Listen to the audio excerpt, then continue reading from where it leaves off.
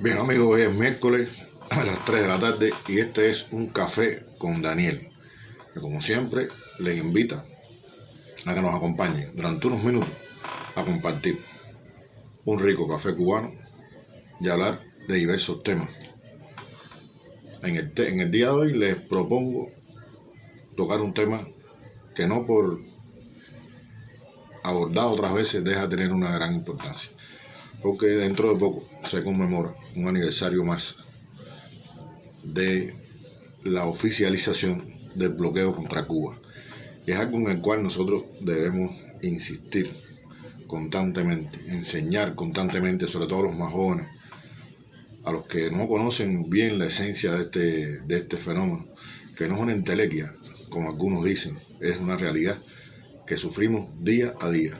Algunos estamos ya tan acostumbrados a vivir dentro del bloqueo que a veces ni nos damos cuenta. Y a veces, como hemos nacido en un país bloqueado, como hemos nacido en un país que ha vivido tantos años bajo el bloqueo, pues muchas veces ni nos damos cuenta, muchas veces ni nos percatamos del daño que nos hace. Hay incluso quien culpa al gobierno cubano de la escasez que nos provoca esta guerra económica, que está hecha con ese fin precisamente, está hecha con el fin de sembrar el descontento para que la gente se subleve contra el gobierno. Y vamos a hablar a los cubanos del bloqueo. Ese es el tema fundamental que les propongo para hoy, porque ya en febrero se conmemora un aniversario de la implementación oficial, porque había empezado mucho antes. El bloqueo contra Cuba, realmente la guerra económica contra Cuba empieza desde el mismo momento en que triunfa la Revolución Cubana en el año 59. En febrero lo que hace, de 62, lo que pasa es que se convierte en algo ya oficial, declarado oficialmente por el gobierno de los Estados Unidos, pero ya venía funcionando desde mucho más atrás. Y las medidas arbitrarias tomadas por el gobierno para impedir la llegada de mercancías, la compra de armas de Cuba para su defensa, por ejemplo, en los días cercanos a Girón, hicieron todo lo posible porque Cuba no comprara las armas que necesitaba para defenderse de una agresión del imperialismo estadounidense. Entonces, antes de seguir y comenzar, les invito a compartir un rico café criollo. Este es criollo, este ya no es del de mi amigo italiano, ya se acabó. Son unos granitos de café que cultiva un amigo mío en el patio de su casa. Y quiero decirle que las matas le dan bastante café. Y él, bueno, lo procesa a mano, un producto esencialmente natural, cosechado, molido, tostado, todo a mano. Entonces, buenas tardes, queridos amigos, un café con Daniel. Este es exquisito, sin duda. Es un café exquisito, muy rico. Lo que le decía el otro día, falta nada más que el pilón para que alcance su máximo grado de ricura, decirlo así. Entonces, en el café contigo de hoy vamos a tocar un tema que se llama para viajar sin pasaje en la nave, en el barco de los necios, en la nave de los necios. Vamos a hablar de la tontería, vamos a hablar de la injusticia humana, ya que estamos rodeados de tanta gente tonta. Creo que sería bueno dedicarle el café contigo de hoy a este tema. Y después que hagamos este café contigo, pues entonces vamos a hacer nuestro recorrido popular. Tenemos un perrito que sin duda está un buen guardián, está cuidando la entrada del edificio y que está exigiendo abiertamente ahí con mucha fuerza que lo dejen hablar, que lo dejen participar en nuestro programa.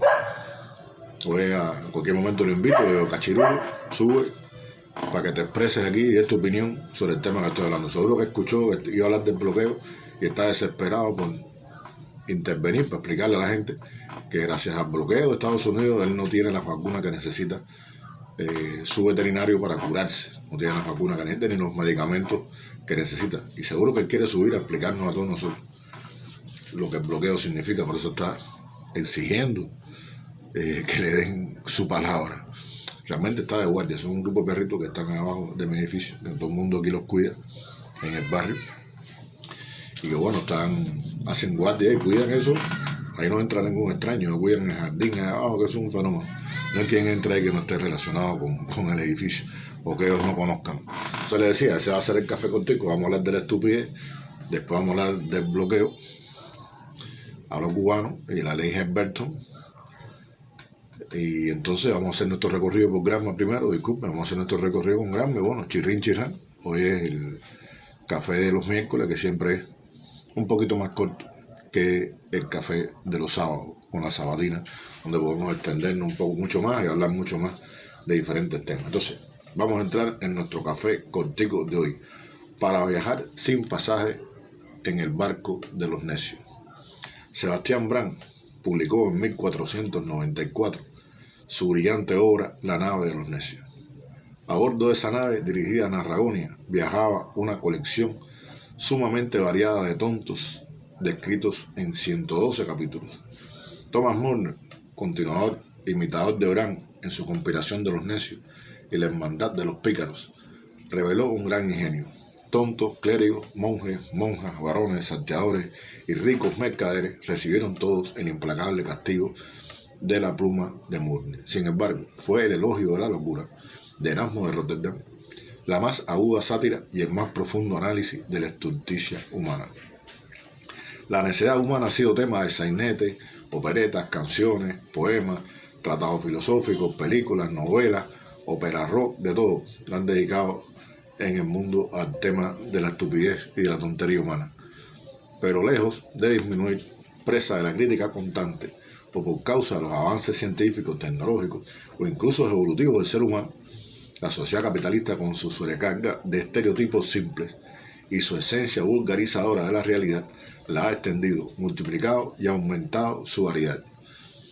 En las leyes fundamentales de la estupidez humana, descritas por Carlos M. Cipolla, el autor planteó 5 leyes fundamentales. La primera de ellas es que cada uno de nosotros tiende a subestimar el número de individuos estúpidos que circulan por el mundo. Díganme que no es verdad. No nos ha pasado constantemente. O sea, todos nosotros tendemos a subestimar la cantidad de número, el número de gente estúpida que circula por este mundo. La segunda reza de estas leyes, 5 leyes de Cipolla: la probabilidad de que una persona determinada sea estúpida es independiente de cualquier otra característica de la misma persona. Bien interesante. La probabilidad de que una persona determinada sea estúpida es independiente de cualquier otra característica de la misma persona. De tener millones de características y ser un tonto, ser un estúpido.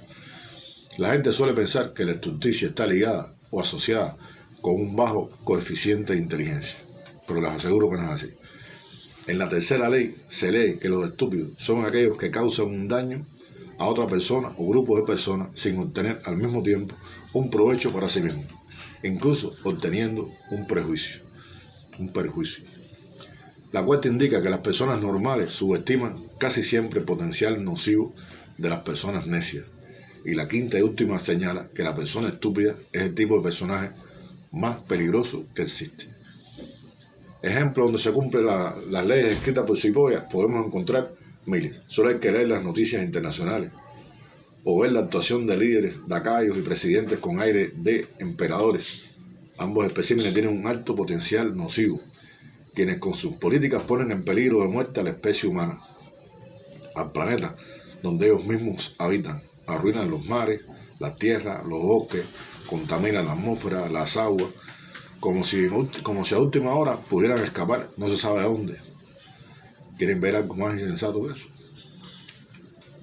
A lo mejor tienen una nave espacial o tienen algún refugio secreto en algún lado en que piensen sobrevivir ellos y su familia y sus mejores amigos, porque no hay otro lugar, por lo menos por ahora no existe ningún planeta habitable al cual se puedan mudar toda esta tropa. Hacen estallar armas nucleares para probar su efecto, almacenan bombas que pueden exterminar varias veces a la humanidad, crean armas biológicas y químicas, elaboran enfermedades terribles. En los laboratorios decía Albert Einstein que solo existen 2 cosas infinitas: el universo y la estupidez humana.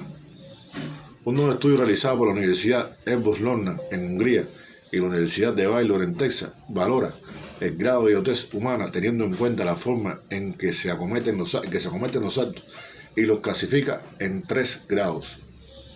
El más importante de ellos es el de la ignorancia, confianza, que aparecen aquellas personas que asumen situaciones de riesgo a pesar de que carecen de las habilidades o conocimientos necesarios para resolverlo. Sin duda, me viene a la mente unos cuantos miembros de aquella administración norteamericana, de ese señor que aspira de nuevo a ser presidente, como que se llama Donald Trump, o Trump, como me rectificaron el otro día.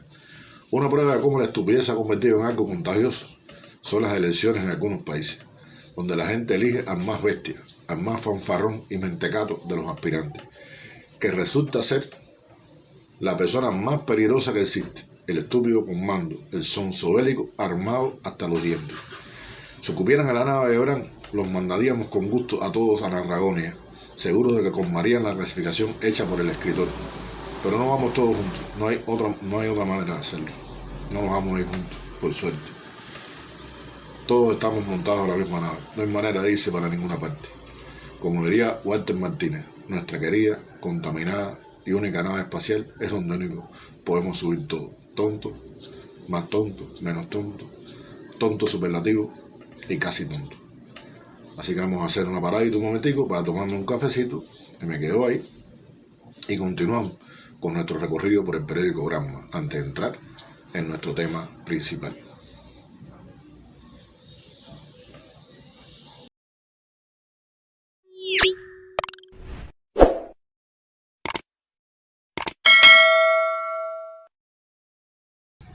Entonces vamos a ver qué nos trae el periódico Granma hoy. Vamos a hacer nuestro recorrido habitual por las páginas de Granma. Y aquí en la portada de nuestro Granma digital tenemos un trabajo que se titula Universidad con un rol social activo y no centrado en las élites, que viene acompañado de un video y que los invito a que lean este magnífico trabajo.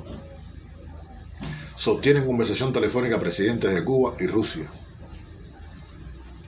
Aquí este trabajo, extremadamente, yo estábamos comentando con un amigo hoy que cuánto hubiera dado la Agencia Central de Inteligencia del gobierno americano por enterarse de qué es lo que estaban hablando ahí, presidente Putin con el presidente cubano. Y estas cosas mágicas que ocurren con los programas donde uno está grabando y no tiene editor y demás, pasan cosas como estas. O sea, estoy hablando con ustedes, me sale ahora primero un cartel en la pantalla, tengo que cerrar la pantalla del periódico para que me permita seguir el programa, y entonces se me va la página que tenía buscada y tengo que buscarla de nuevo. Nada, cosa de cuando uno hace de hombre orquesta. Cuando uno hace de hombre orquesta te suceden todas estas cosas. Fíjate que esta maquinita que es de la época que Cristóbal Colón vino en las carabelas, o sea, esta es una máquina que trajo Cristóbal Colón, es la que venía en su carabela, y fue donde él mandó un mensaje a la reina Isabel diciendo que había encontrado tierra en una computadora célebre histórica. Y bueno, nos salva de muchos tropiezos como este ahora, en que no quiere de ninguna manera salir la página de Granma. Lo estamos buscando para poder seguir nuestro recorrido, pero a ella no le da su santísima gana. Bueno, ya, abrió. Vamos a ver si no me sale más cartelito, porque me tumbó ahorita. Bueno, universidad con un rol social activo y no centrado en las élites. Sostienen conversación telefónica presidente de Cuba y Rusia. El presidente Díaz Canel agradeció al mandatario ruso por la ayuda humanitaria suministrada a este país, a nuestro país, por este país, en los últimos meses. Y algo importante, desde Europa convocan a maratón mediático contra el bloqueo.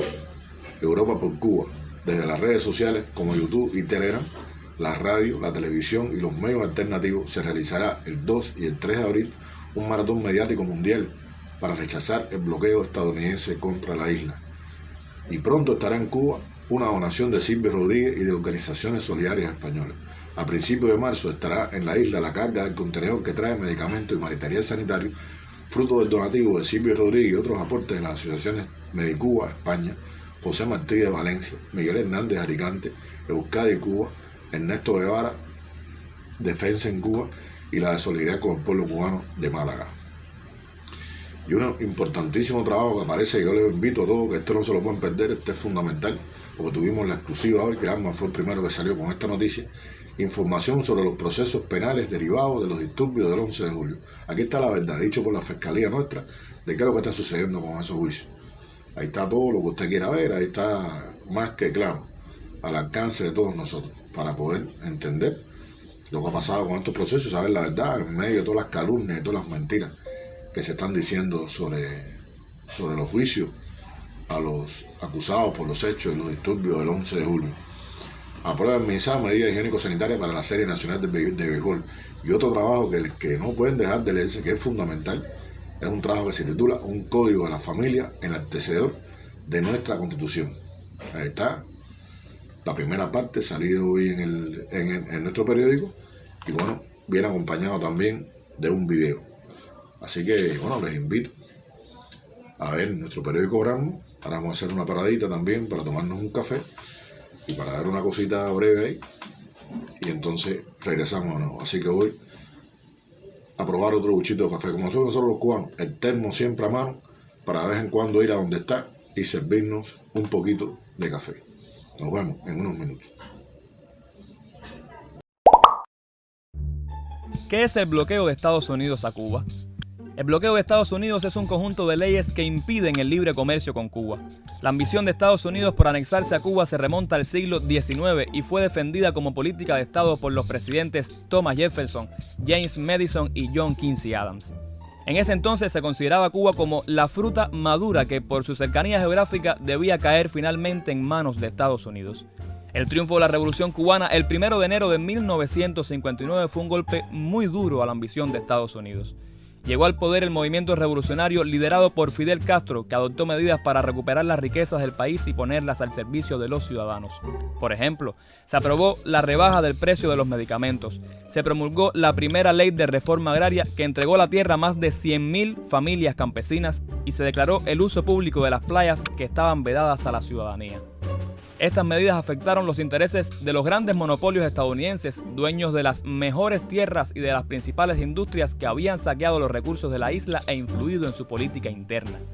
La respuesta del gobierno de Estados Unidos no se hizo esperar y rompen relaciones con Cuba por orden del entonces presidente John Kennedy. El bloqueo económico y financiero comenzó oficialmente a partir de las 12:01 de la madrugada del 7 de febrero de 1962. Es el bloqueo más largo en la historia de la humanidad.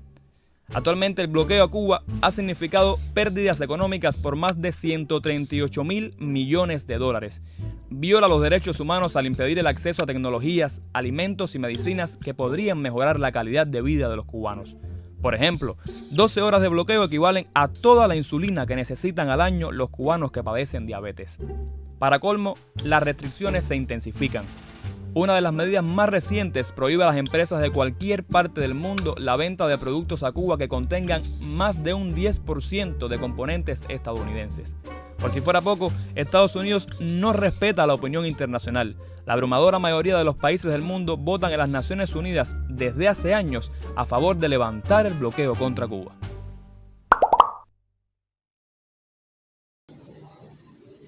Continuamos. Les decía ahorita, desde el mismo momento en que triunfa la Revolución Cubana, cuando ellos se dan cuenta que la revolución es una revolución auténtica, que no se trata de un pucherazo, que no se trata de un grupo de aventureros que ha tomado el poder para repartirse los cargos y continuar con la misma pachanga en que se vivía en Cuba desde que ellos habían intervenido en el año 1898. Cuando se percatan de que es una revolución auténtica y comienzan a tomarse medidas de verdad y la reforma agraria empieza a funcionar al máximo, empieza a coger su máxima velocidad. Cuando ellos se dan cuenta de eso, desde ese mismo momento empezaron a aplicar sanciones económicas contra Cuba, a perseguir, a destruir embarcaciones. Fueron acciones de verdad. Ahí hubo bombardeo de mercantes que traían mercancías a Cuba, secuestro de barcos pesqueros. O sea, durante todos aquellos años 60, la actividad de sabotaje de nuestra economía, de la industria, fue una guerra económica que abarcaba todas las formas. Porque el sabotaje formaba parte, o sea, el sabotaje contra nuestras industrias, la persecución de las finanzas del país, el bloqueo al acceso de Cuba a las mercancías, a la exportación e importación de mercancías, no solamente de los Estados Unidos, porque hay que tener en cuenta que una característica del bloqueo que a veces la gente se le olvida que es extraterritorial. Y ha tenido momentos durísimo esta ley, momentos realmente duros. Yo le ponía el ejemplo de Rolando Pérez Quintosa, del cubano, el policía cubano, que fue baleado por un grupo de delincuentes en Tarará y que pudo haberse salvado porque el gobierno cubano solicitó a los Estados Unidos un medicamento que pudo salvarle la vida a ese muchacho para controlar la infección que tenía. Y se negaron abiertamente, argumentando las leyes del bloqueo, a suministrarle a Cuba el medicamento para salvar aquella vida. Como eso lo pongo en un montón de ejemplos de medicamentos que han sido necesarios para salvar niños enfermos de cáncer, para niños enfermos de cardiopatía en nuestros hospitales, en nuestros cardiocentros, y no ha podido ser concedido sencillamente porque las leyes de bloqueo nos impiden instrumentar médicos. Bueno, hemos vivido todo el fenómeno en estos tiempos de pandemia, lo que pasó con los ventiladores pulmonares, cómo bloquearon, no solamente no permitían que Cuba compre ventiladores pulmonares sino que en Estados Unidos, sino que en ningún lugar del mundo donde esos ventiladores tengan 1% de piezas y maquinaria, de componentes norteamericanos. Una cosa increíble, en medio de una pandemia. Y nos bloquearon por todos lados el acceso a medicamentos, el acceso a materias primas para producir medicamentos. De eso se trata el bloqueo.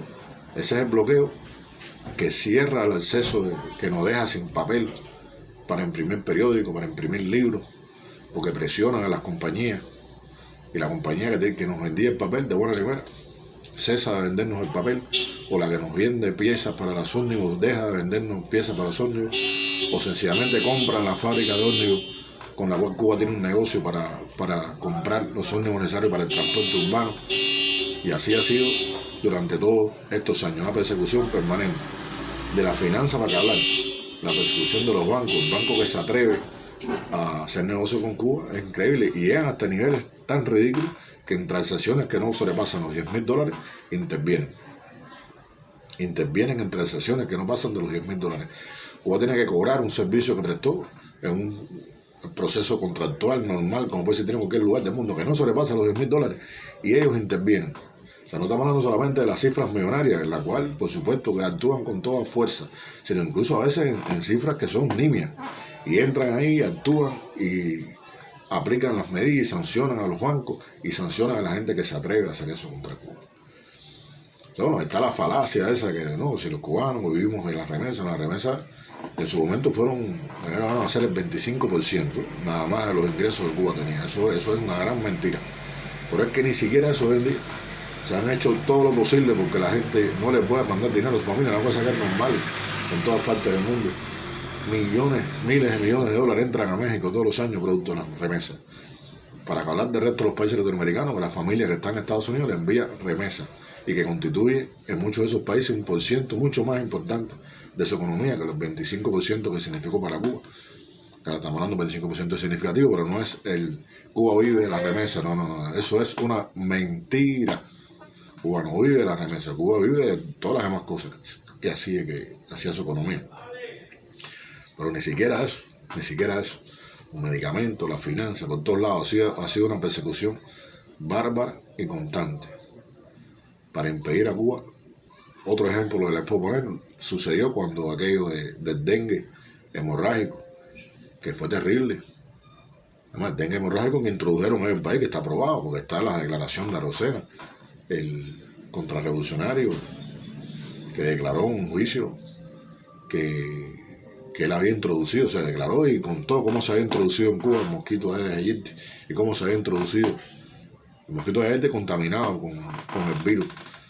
Y nosotros sabemos todo el estudio que se hizo con antelación, porque incluso hicieron estudios en Cuba, estudios sanguíneos, estudios genéticos, y estudiaron la capacidad del país para enfrentar una pandemia como esa, y los cubanos, la inmunidad de los cubanos a un virus como el de este tipo. Y después que estudiaron eso, lo introdujeron con toda la malicia del mundo, y murieron 200 niños producto de ese virus que introdujeron en Cuba, del dengue hemorrágico. Y así pudiéramos enumerar montones de hechos similares cometidos por esta gente contra nuestro país. Un acto realmente criminal. No solamente se trata de que escasea la comida o escasea los bienes de consumo. Si fuera solamente los bienes de consumo, la comida y esas cosas, lo que escasear, pues nosotros sabemos bandearnos aquí muy bien. Pero no se trata de eso. Se trata de medicamentos, se trata de las finanzas del país. Se trata de hacer todo lo posible para que el país no se desarrolle, para entonces poder después argumentar que el socialismo no es viable porque, miren ustedes, no logran avanzar, no logran salir del subdesarrollo, con un fariseísmo increíble, argumentan esas cosas entonces contra nuestro país, contra Cuba.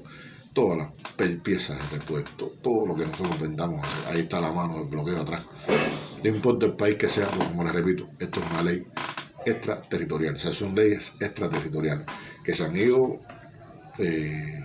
durante el tiempo, se han ido perfeccionando hasta llegar a la ley Helms-Burton, de la que a mí me encanta hablar, porque es la esencia, como dicen algunos gente por ahí, el pollo, el arroz con pollo, de la guerra contra Cuba. Y que no la entienda así, no ha entendido nada de lo que está pasando y lo que ha pasado entre los Estados Unidos y Cuba en estos años. Y bueno, yo quisiera hablar con ustedes precisamente de esta ley y de todas las consecuencias que ha tenido la Helms-Burton contra Cuba. Aquí hay una frase que a mí me gusta muchísimo, se lo voy a decir a Cosillo una vez. Cosillo ahora es viceministro. Buscando por aquí, pasó lo mismo que ahorita, se me mueve esto aquí, entonces candela. Ahí está, ese es el libro no tener editor. Dice, quien alega el bloqueo económico contra Cuba no es real, está actuando deshonestamente y de modo deliberado. Eso es verdad, una gran verdad. Porque perseguir los barcos con combustible que vienen a Cuba, perseguir los barcos con comida. Usted se imagina, no hay una naviera que se atreva a traer mercancías a Cuba. Bueno, para lograr que una naviera se atreva a traer mercancías a este país cuesta muchísimo trabajo. Tienen miedo que la sancionen después, tienen miedo de no poder tocar territorios norteamericanos después que estuvieron en Cuba a traer cualquier tipo de mercancía. ¿Quién se atreve a traer petróleo a Cuba? No se crean. Es una persecución milimétrica. Lo que pasa es que se han chocado con un pueblo que tiene una capacidad de resistencia enorme, que tiene una experiencia enorme, desafiando el bloqueo y que cuenta con millones de amigos en todo el mundo que lo ayudan en esta terrible batalla por sobrevivir a las leyes de la guerra económica que desarrolla el gobierno de Estados Unidos contra Cuba. Pudiéramos hablar muchas cosas de una entrevista aquí de Cosillo, un libro que voy a publicar, pienso publicar dentro de poco. Pero ahora vamos a hablar de la ley Helms-Burton. Como le digo, me encanta la ley Helms-Burton, porque la ley para la libertad y la solidaridad democrática cubana es realmente un engendro vengativo que va dirigido a quebrar el alma de Cuba mediante una gran sangría, provocando un shock que la deje postrada para siempre. Es el proyecto de exterminio de la nación cubana, por eso no me canso de hablar del tema de la ley Helms-Burton. Vamos a imaginar escenarios hipotéticos. Digamos, por ejemplo, que digo hipotético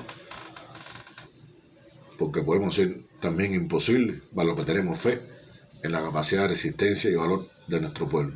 Pero vamos a imaginarnos eso. Primero, el enemigo imperialista y sus aliados, haciendo uso de su poderío militar, logran ocupar la mayor parte del país y establecer un gobierno de transición, luego de proclamar el fin de la revolución. Segundo escenario, la desunión, el engaño, el desaliento, sembrado por el enemigo, la traición, hacen que dejemos caer la espada, como en el año 1878. Claro que entonces no se descarta un Baraguá, puede ocurrir un Baraguá, Maceo tenemos seguro, de sobra. Y se establece un gobierno de transición y las tropas estadounidenses ocupan el país para garantizar la llegada de su ayuda humanitaria. Tendríamos entonces nosotros, con ese país ocupado militarmente, ya se acabó la revolución, bueno, tiene que acabarse el bloqueo, lo lógico, ¿no? Debe acabarse el bloqueo porque ya no tienes razón para hacerlo. ¿Tendríamos entonces nosotros elecciones libres y democráticas al estilo de ellos? No. Ese gobierno de transición nombrado a dedo por las tropas estadounidenses no puede convocar elecciones hasta que el Congreso de Estados Unidos no lo apruebe. El presidente estadounidense o su procónsul nombrado al efecto debe elaborar cada 6 meses un informe al Congreso sobre cómo marcha el proceso de transición en la isla ocupada. Nos asalta entonces una duda. ¿Cuánto puede durar ese proceso? Si establecen que cada 6 meses es que se va a enviar un informe a los Estados Unidos, ¿qué tiempo van a tener entonces ocupada la isla? ¿Cómo va a ser eso? ¿Qué tiempo permanecerán en territorio nacional las tropas yanquis? Respuesta para ambas preguntas, no se sabe. Si quieren entender un poquito más y buscar un poco más esa respuesta, les recomiendo leerse el Plan Bush, Plan para la Transición Democrática Cubana. Al fin, después de quién sabe cuántos años, el Congreso de los Estados Unidos aprueba que se realicen elecciones. Bueno, ya se van a hacer elecciones. Bueno, ¿y qué pasa con el bloqueo económico, comercial y financiero? ¿Acaso se levantó cuando se proclamó el fin de la revolución? No, no se levantó. Ese no es el plan. Se mantiene intacto durante la transición como férreo mecanismo de presión. Así está establecido. Bueno, ya finalizó la transición, se acabó. Hicimos elecciones, ya tenemos un presidente y un gobierno al estilo yanqui, al gusto yanqui. ¿Quitan el bloqueo? Bueno, la lógica dice que sí, deben quitar el bloqueo. Pero no. Eso no es lo que establece la aberración que lleva la firma de Helms y Burton. El presidente y su procónsul deben certificar al Congreso que se han devuelto o pagado su valor o indemnizado a sus antiguos propietarios estadounidenses, incluidos los cubanos convertidos después del 59 en cubano-americanos, todas y cada una de las propiedades nacionalizadas, intervenidas o decomisadas de acuerdo con las leyes revolucionarias y que actuaron, por supuesto, apegadas en su momento al derecho internacional. La indemnización o compensación, según calcularon expertos estadounidenses en 1997, tendría un valor aproximado de $100.000 millones. Se contempla también la renegociación del acuerdo sobre la base naval de Guantánamo, sin garantías para su devolución.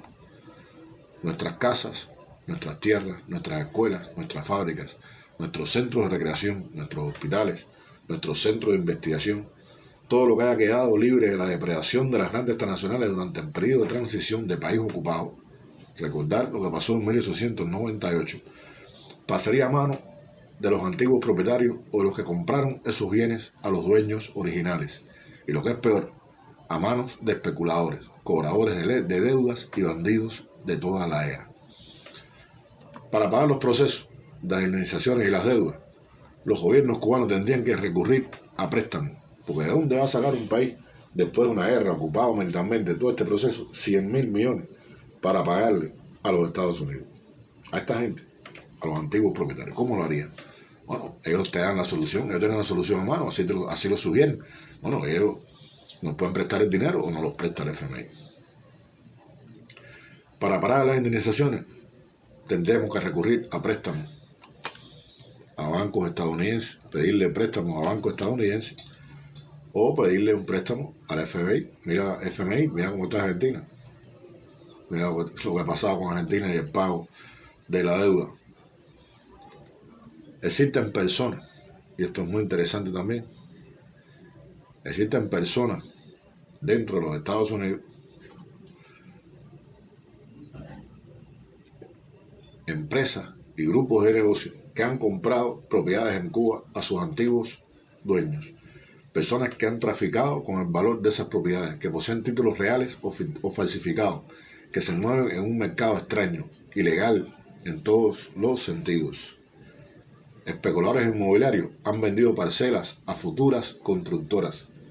Existen diseños de La Habana futura, un gran negocio para el que se afilan los dientes, no pocas hienas que sueñan con barrer municipios enteros de La Habana y construir supermercados, Walmart, McDonald's, casinos de juego, enormes edificios de oficinas, varios barrios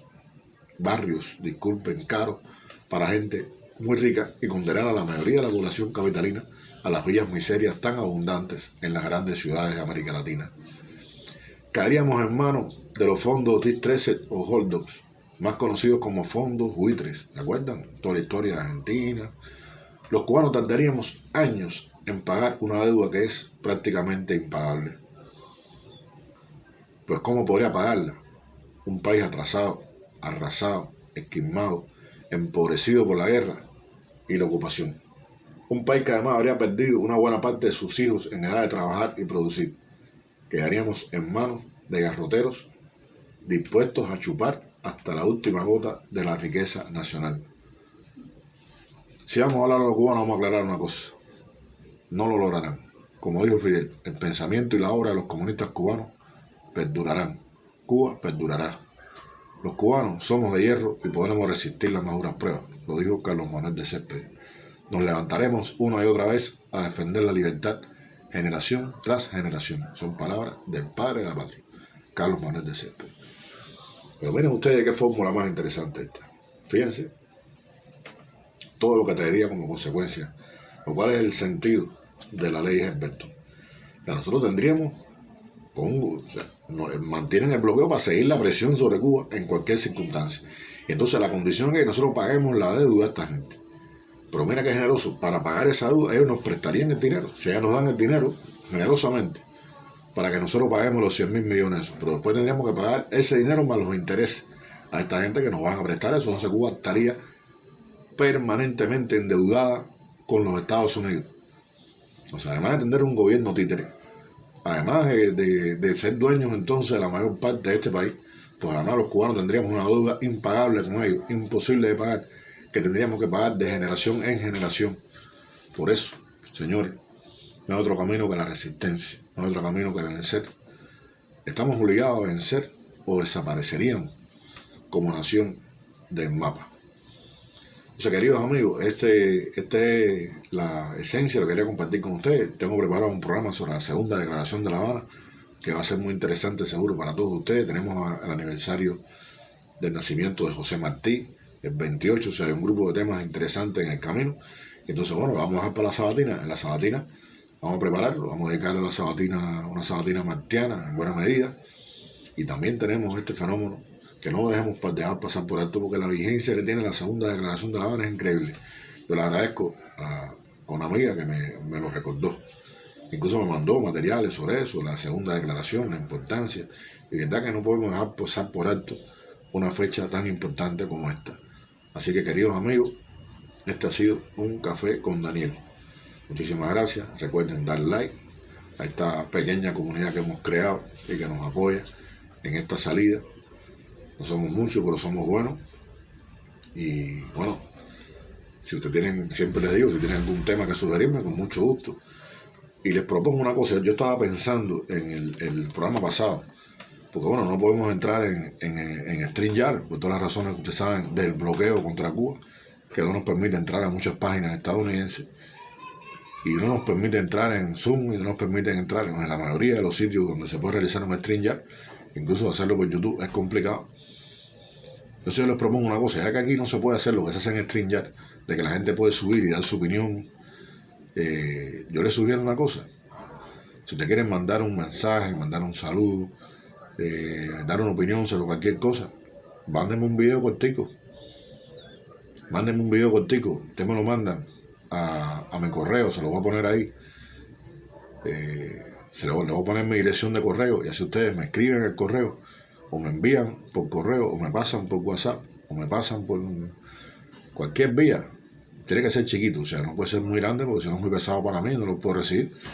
Pero un video chiquito, puede ser por Telegram, los que me siguen en Telegram, o puede ser a través del correo, muy chiquito, para que puedan mandarlo por correo. Yo lo mando en mi correo y email, para que ustedes puedan enviarme un pequeño mensaje, quieren dar una opinión.